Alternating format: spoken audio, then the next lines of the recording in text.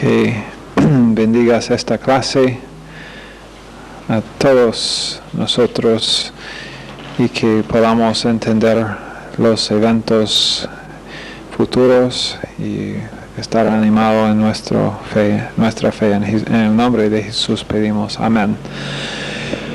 Bien, estamos todavía en escatología.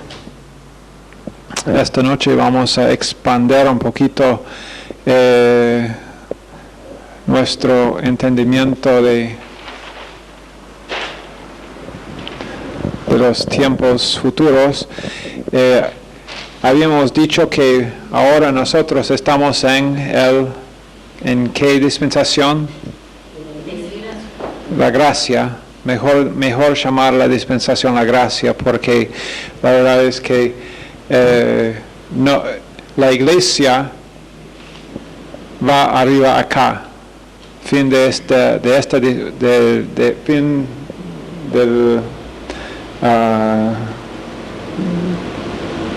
o el comienzo del periodo de la tribulación, la iglesia va arriba en el rapto.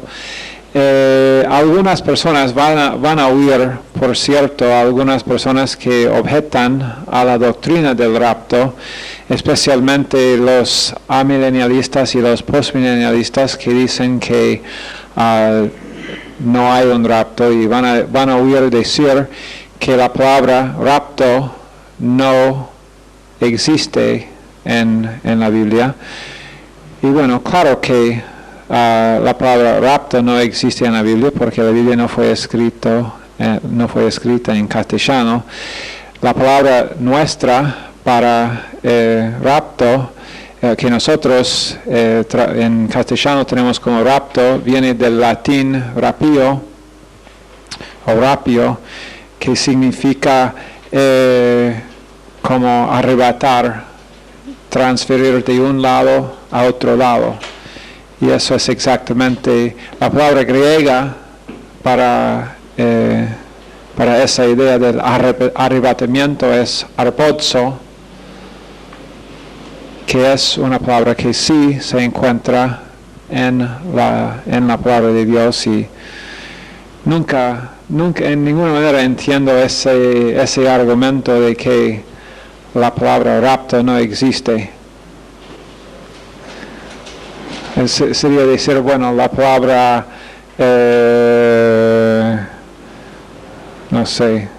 justificación no existe en la Biblia. Y la verdad es que en el original la palabra justificación no existía. Porque justificación, no sé si se dan cuenta, es una palabra en castellano. Y la palabra dikaiao sí existe, pero bueno, la verdad es que es un argumento muy estúpido. Nosotros entonces, en el comienzo de los 7 años de la tribulación, vamos arriba, todos los creyentes, vamos a estar hablando un poquito esta noche del rapto, todos los creyentes van arriba. Los lugares en la Biblia que hablan del rapto, especialmente 1 Tesalonicenses 4, 13 a 18, es la porción que más nos habla de este evento. 1 Corintios 4, 13 a 18, Pablo indica claramente que todos los creyentes van arriba. Y también quiero enfatizar algo acá, que en el rapto, la resurrección que va a tomar lugar en el rapto, por lo que dice la palabra de Dios, son los que están, antes que, digamos que el rapto ocurre ahora esta noche. Nosotros hasta ahora estamos todos con vida. Nosotros no somos los primeros en subir, aunque realmente todo va a pasar muy rápidamente. Vamos a hablar de esto en un minuto, pero nosotros esperamos un ratito muy breve por los quienes. Ok, todos los que han muerto antes, los muertos en Cristo. ¿Quiénes son los muertos en Cristo?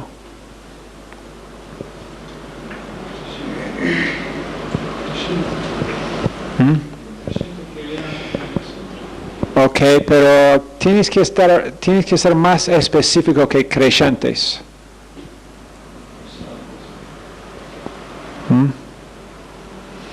En Cristo. ¿Sí, filmadora?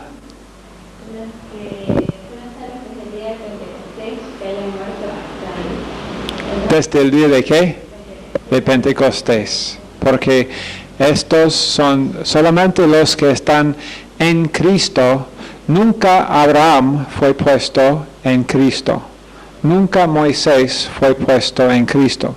Son creyentes, son salvos, pero nunca fueron puestos en Cristo. No son partes de la novia, no son partes del cuerpo de Cristo. No son la iglesia. Pero en el rapto, primero los que suben indica la Biblia que son los que han muerto en Cristo. Suben y después nosotros. Y la palabra para indicarnos en cuánto tiempo va a pasar el rapto, en el griego era la palabra átomo, la palabra que nosotros, que nosotros habíamos traducido acá, átomo. ¿Y por qué fue traducido átomo? Es porque átomo, cuando en un principio usó la palabra átomo, ellos decidieron, la razón porque dijeron porque nombraron el átomo, fue porque átomo significaba indivisible. La verdad es que ahora el átomo ha sido dividido, pero la palabra que ellos usaron para nombrar la cosa, el átomo era porque esa palabra significaba no posible dividir. Y entonces el tiempo, cuando nosotros subimos, el periodo de tiempo para que nosotros estemos transformados, cuando subimos en la imagen de Jesucristo, es un periodo de tiempo indivisible. En castellano dice que seremos cambiados en el abrir y cerrar de ojos. Pero esto, la palabra ya, es la palabra que significa átomo, que significa simplemente una cantidad de tiempo que es tan pequeña que es indivisible, no se puede achicar más la cantidad de tiempo para tener una cantidad. Entonces, pero todos, primero los muertos en Cristo suben. Los que han muerto, ahora, los que han muerto en Cristo, ¿qué es lo que sube? ¿Qué es lo que sube y es transformado? El cuerpo. Su cuerpo. Ellos tienen un alma, digamos un alma-cuerpo temporario allá en el cielo, porque ellos ya están para morir, dice Pablo también, el morir es estar ¿dónde? Estar con Cristo, estar con Dios. Entonces, la persona, el alma, ya está en el cielo, pero el cuerpo está, si uno tiene algún ser amado que ha muerto y había sido creyente, su cuerpo está en la tierra o donde podría haber sido, en el mar o en cualquier lugar, en el estómago de un tiburón, no importa. Dios es capaz de reformar el cuerpo de donde no importa si la persona estaba nadando en la Amazonas y fue atacado por pirañas y el cuerpo resultó en 100 veces. También Dios igual es capaz de saber, porque es imposible, es un hecho científico de que no es posible destruir ninguna materia. Puede cambiar su estado, pero es absolutamente imposible destruir algo material. Y Dios sabe exactamente dónde están cada átomo, cada parte de ese cuerpo. Él sabe dónde está, y todo esto va a reunirse y estar cambiado en un átomo, en un periodo de tiempo que es tan corto que no se puede medir, y tener un cuerpo glorificado en el cielo. Los que habían muerto antes de Pentecostés, ¿dónde están ellos?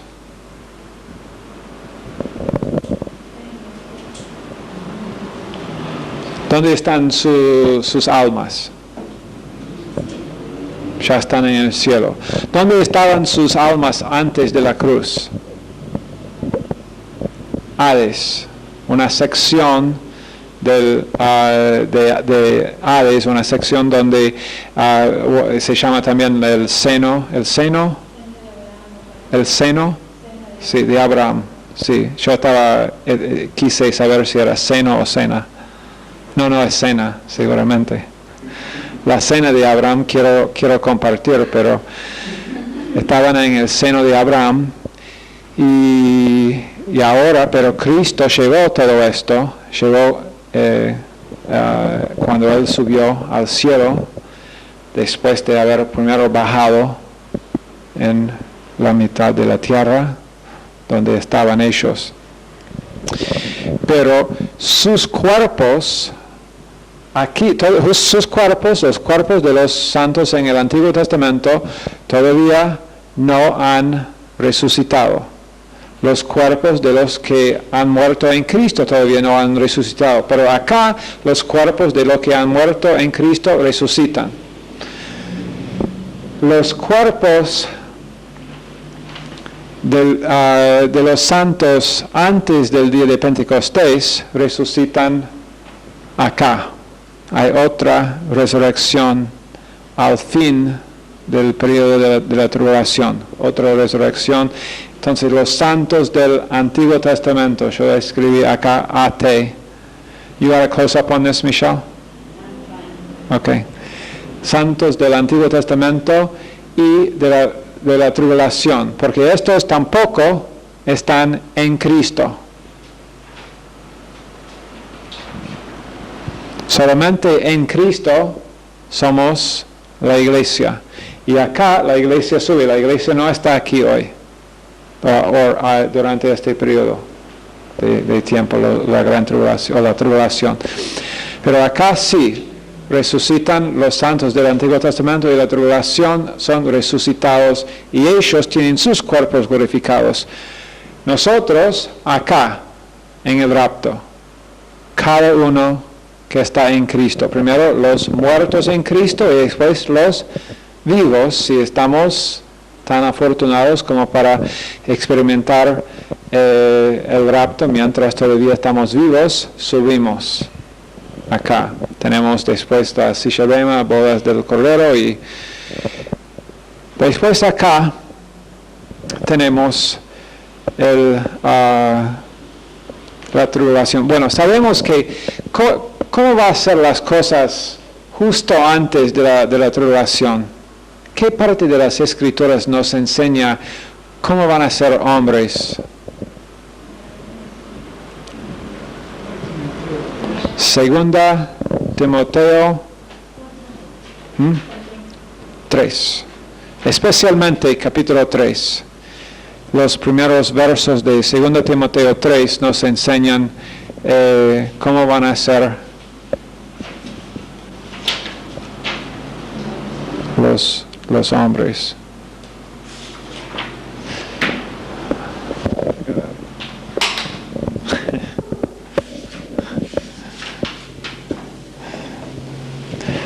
no me di cuenta porque mi libro estaba yendo para allá y era el ventilador.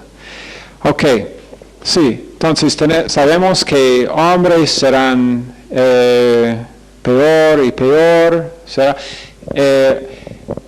También religión será muy, pero muy común.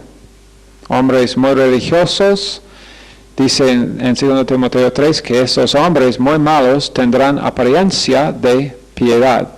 Entonces, sabemos que religión va a ser más y más y más popular. No cristiandad, sino religión. Religión justificándose a sí mismo ante Dios por sus propias obras o este tipo. Y sabemos que el sistema religioso es totalmente corrompido. Ya está corrompido el sistema religioso. Muchos piensan que el sistema religioso que está llamado en Apocalipsis 17 Misterio de Babilonia, muchos dicen que ese sistema es totalmente la Iglesia Católica. No lo creo. En primer lugar, la Biblia no limita ese sistema al catolicismo, ni lo nombra, porque el catolicismo no existía primero cuando fue escrito la Biblia, pero no nombra cuál, y no nos da a entender que solamente una iglesia que es, y la verdad es que la Iglesia Católica es mayormente apóstata. Sabemos esto, pero sabemos también que hay otras iglesias, aún evangélicas, que están incluidas en la dispensación y podrían ser nombradas como iglesias de la Odisea. Entonces realmente Dios dice acerca de ellos que Él los va a vomitar de su boca. Y entonces puede ser que la Iglesia Católica está incluida en ese sistema de Babilonia, la iglesia muy corrompida, pero ese sistema religioso es mucho más, creo, es mucho más amplio que solamente la Iglesia Católica. Tampoco creo que uno de los papas será el anticristo. Eso es muy dudable. No es imposible, pero el anticristo, por lo que nos dice la Biblia, tendrá mucho más influencia de lo que vemos que podrá tener un papa. Podría ser, Dios sabe, nosotros no sabemos si será así o no, pero por lo menos no hay no podremos en ninguna forma concluir que tiene que ser un papa de la Iglesia Católica el anticristo.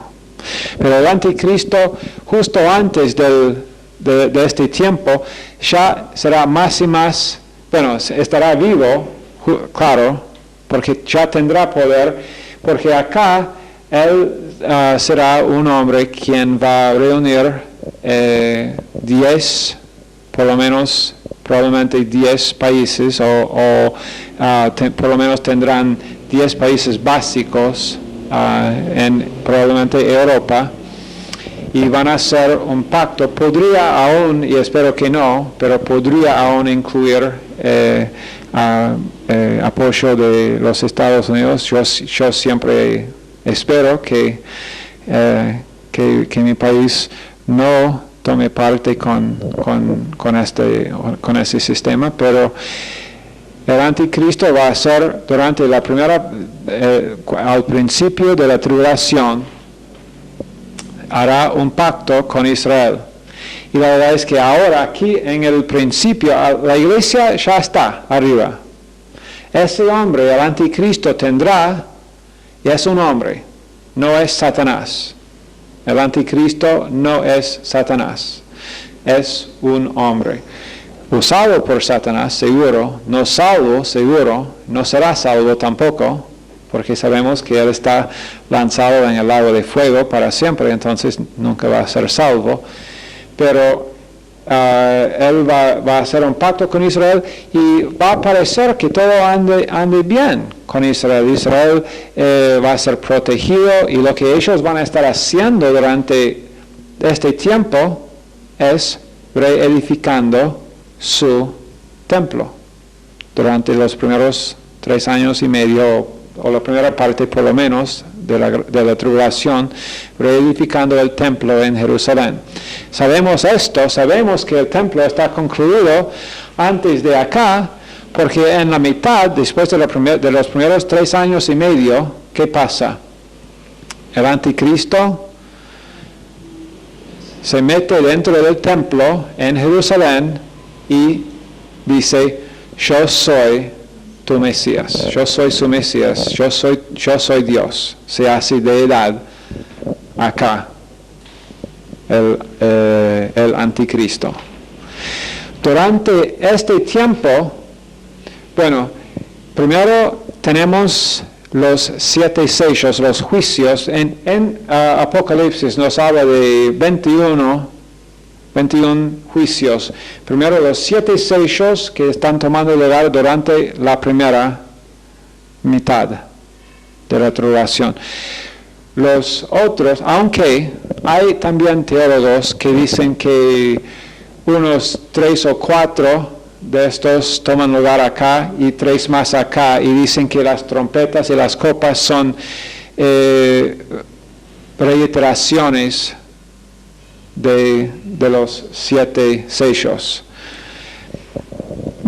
Eso parece no tener una buena base, aunque no es imposible gramáticamente decir que dicen que estos entonces simplemente dicen de nuevo o expanden en la definición de los 7 sellos y dice 4 sellos acá y 3 sellos acá.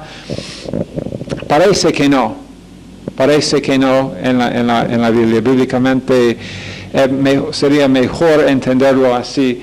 Probablemente los sellos acá durante la primera mitad, después 7 trompetas que comienzan acá, 7 copas que están justo al fin. Estos juicios acá de las 7 copas, al fin de la gran tribulación, de este periodo, de los últimos 3 años y medio, la gran tribulación, esta parte, estas 7 copas son muy intensas, los juicios acá muy intensos.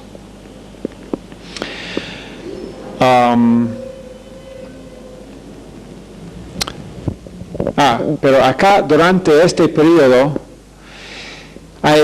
porque van a ser gente martirizado durante la tribulación. Sabemos esto, Apocalipsis nos dice claramente que muchos serán martirizados durante ese tiempo. Y bueno, para ser martirizados significa que tienen que creer. Y la iglesia no estará. Entonces, ¿cómo van a ser salvos? Bueno, en primer lugar tendrán la Biblia. Tendrán también el testimonio, porque muchos de ellos serán, lástimamente, personas que habían asistido a iglesias. Y sabrán, ¿dónde está ese libro, Salvación, Posesión o Profesión? Quiero leer este librito una vez más. Y después, espero que nadie en el... ese es un pensamiento muy difícil, ¿no? Que podría ser en una de nuestras iglesias, ¿no? Por eso predicamos fuertemente, para que no pase así, porque este periodo de tiempo va a ser muy difícil.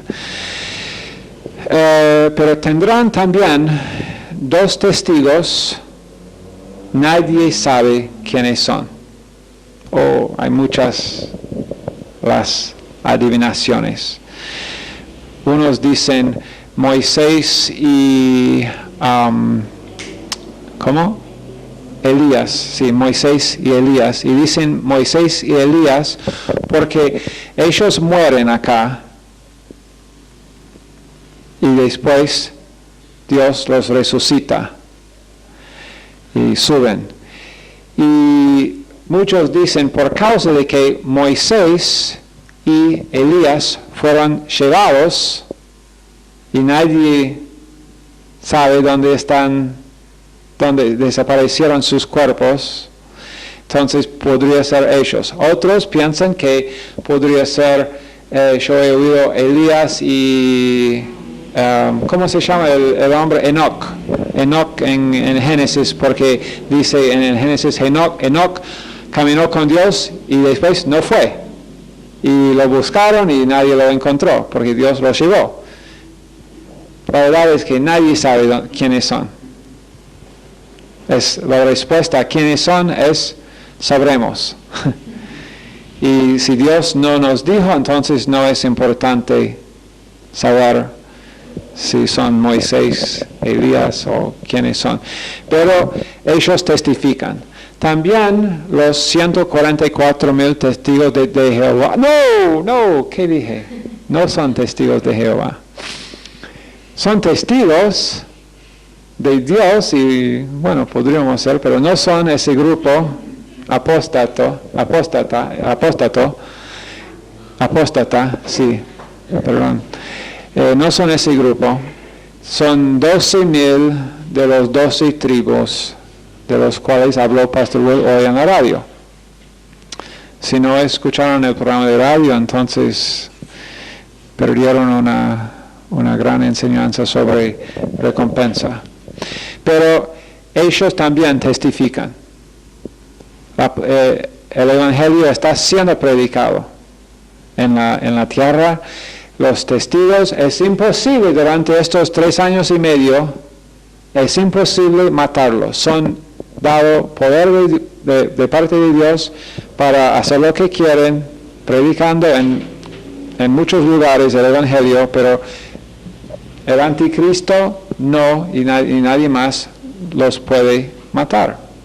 Pero después acá Dios remueve esa protección. Ellos son matados en Jerusalén, mueren, dice públicamente, y dice que todo el mundo estará mirando, y serán, es interesante, acá están por 3 años y medio, después mueren y después son muertos por 3 días y medio. Dios los deja muertos por 3 días y muertos ahí en la calle con todas las cámaras. Uno de esos, porque la gente en el mundo, la gente que no acepta a Cristo, van a odiar van a odiar estos testigos mucho más que odian a cualquier iglesia o cualquier persona que predica el Evangelio hoy, aún más. Porque van a rechazar fuertemente el Evangelio y van a aplaudir, van a tener una fiesta por 3 días y medio, hasta que con todos los ojos mirando por satélite, por CNN en castellano, CNN en cualquier otro idioma, en japonés, y van a mirar y eso fue japonés.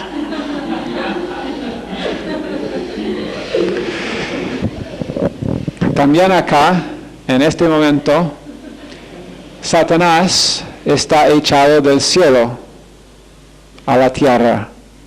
Y dice en Apocalipsis que la tierra ahora va a sufrir mucho, porque ahora ha sido echado Satanás y Satanás viene a la tierra ahora para realmente tener un tiempo muy malo en la tierra, más juicios fuertes, muy fuertes durante los últimos 3 años y medio. También acá, después en el mismo tiempo que mueren los dos y resucitan después los dos testigos, también mueren están matados los 144,000. Ellos también removidos, ya no están. En esta mitad de la tribulación es dudable que mucha gente será salva. No digo que es imposible, pero no será un testigo, no será un testimonio de la gracia de Dios acá.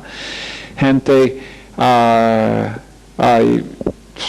pero juicio tras juicio tras juicio. Es pero muy probable que casi todos, que del gran número, que dice en Apocalipsis 7, de la gran multitud de hombres y mujeres de toda nación que son salvos durante este periodo, pero más que probable que casi todos serán salvos durante los primeros 3 años y medio, y que pero muy pocos serán salvos acá. Y aún los que son salvos acá tendrán que sufrir horriblemente. Ok. Después Jesucristo viene, la segunda venida, la palabra griega es parousia. Tienen que saber esa palabra, parousia, P-A-R-O-U-S-I-A.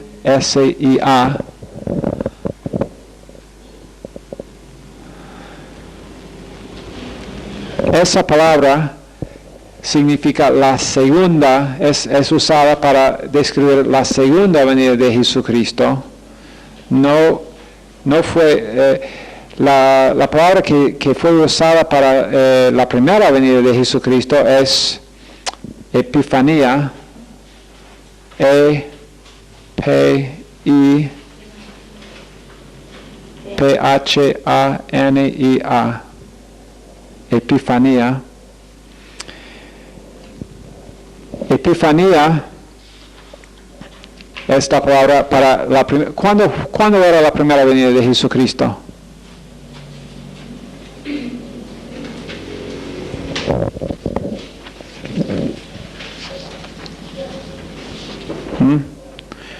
¿Cuándo fue? La primera venida de Jesucristo fue ¿cuándo? Sí, su encarnación, cuando Él vino para celebrar Navidad.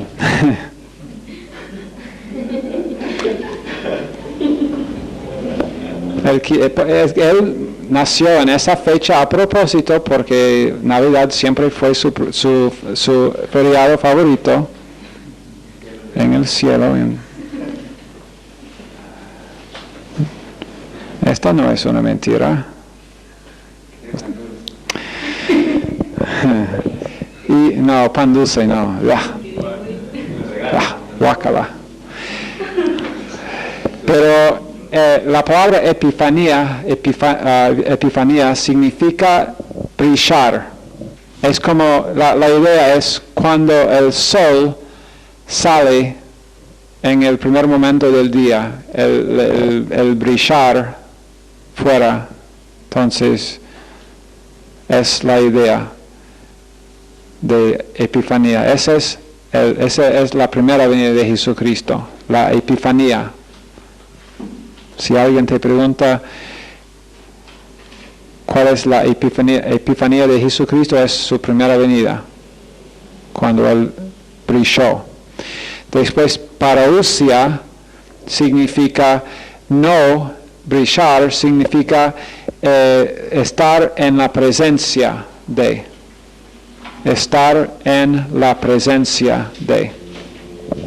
Y esa es la segunda venida, cuando Jesucristo después ahora viene para gobernar, ¿por cuánto tiempo?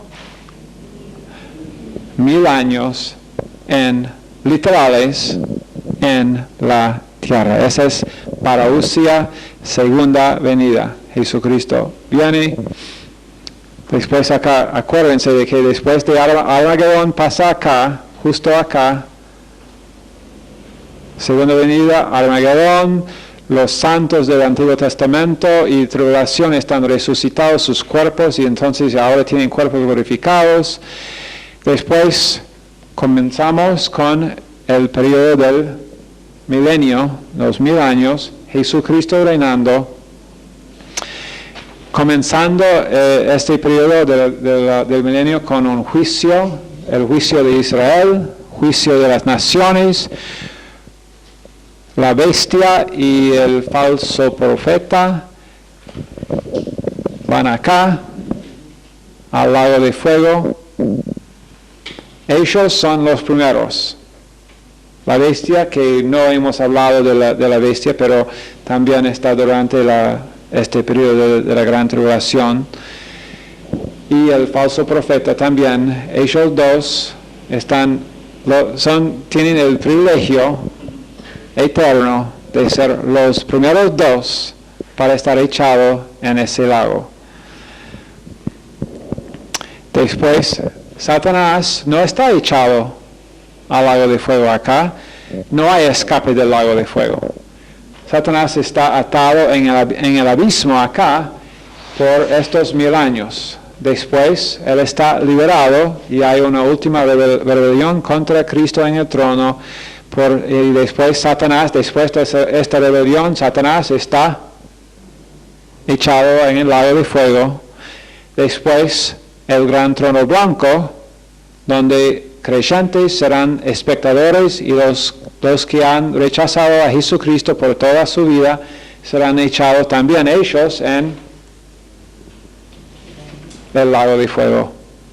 Mientras los creyentes tendrán nuevo cielo y nueva tierra. Quiero mencionar algo más acerca del periodo de la tribulación. Que la tribulación no se debe pensar, no debemos pensar que la tribulación es la ira de Dios en contra del pecado. Eso no, porque el pecado ya ha sido de todos, ya ha sido pagado por Jesucristo. Dios en la tribulación, en estos 7 años, finalmente está juzgando el cosmos. ¿Qué es el cosmos? El sistema del mundo, el sistema cósmico, el sistema mundial que pertenece a Satanás. Satanás es su cabeza. Entonces, este tiempo, los 7 sellos, 7 trompetas, 7 copas, los juicios que van aquí, son para juzgar el sistema cósmico. ¿Y por qué está siendo juzgado? Si no es por sus pecados, ¿por qué está siendo juzgado? Por rechazar a Cristo. Muy simple. Por rechazar a Cristo está siendo juzgado. No por pecado. El sistema, si alguien te pregunta, ¿pero por qué Dios permite? ¿Y por qué Dios tantas cosas malas? ¿Y por qué no está juzgando?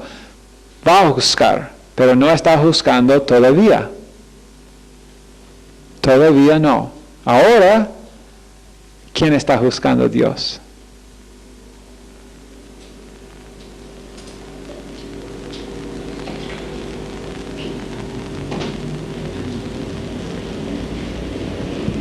Dios está juzgando a... No a Satanás. A nosotros, a su iglesia. Disciplina comienza ¿dónde? En la casa de Dios. Ahora Dios está disciplinando y castigando y juzgando a su iglesia. Después no. Pero nosotros, el juicio no es para condenación. Y la verdad es que aún aquí el juicio de Israel es para purificación. Israel va a estar usado acá. Naciones estarán usadas por Dios acá. juicio. Bueno, la silla bema, el tribunal de Cristo, es un juicio. Es un juicio. Dios va a juzgar lo que hicimos, nuestras obras, si son en la carne o hechas o por la provisión de Dios, el poder de Dios en nuestras vidas. Es un juicio. Eso no significa que tenemos que temerlo o tener temor con ansiedad. Debemos reverenciar a Dios. Ok. ¿Qué más quise decirte?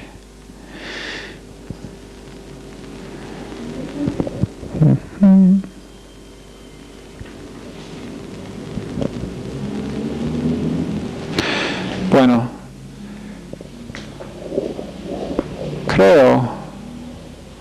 creo que ahí por esta noche vamos a terminar. Mañana, en la clase de mañana, tendremos un repaso de lo que hemos estudiado hasta ahora en la escatología. Un repaso de todo lo que hemos visto hasta ahora. Y después el jueves tendrán un examen. Okay, mañana un repaso. Voy a usar la clase entera para ese repaso. Y después jueves un examen. Y después la semana que viene tendremos más clases sobre escatología el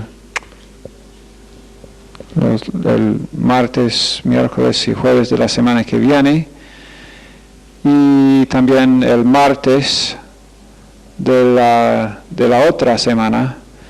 Entonces tenemos martes, hoy es el 14, ¿no? Sí. Ok, mañana el 15 repaso, 16 examen, jueves, ok. Después martes, miércoles, jueves, clases sobre escatología más escatología. Después martes, el 28 de mayo, la última semana de clases, tendremos las clases finales en escatología. Miércoles, el 29 de mayo, tendremos un repaso para el examen final. Y el jueves 30 de mayo, clase libre. En esta, por lo menos no digo por DBA ni por plantando iglesias, pero la clase acá de resumen de doctrina el jueves 30 de mayo. Ahora, esto no, para los que siempre solamente escuchan una palabra, algunos seguramente van a, no clase jueves, escucharon 3 palabras, no clase jueves. Yo dije 50 palabras, pero escucharon 3, no clase jueves. Oh. Si alguien no viene este jueves para el examen y después me dice, pero pastor, usted dijo, no clase jueves. Si me dice esto, tu nota va a ser igual el 0 que ganaste por no venir, pero igual me va a dar una sonrisa porque yo sabía que iba a pasar. Ok. Señor, bendice cada estudiante, pedimos en el nombre de Jesús. Amén.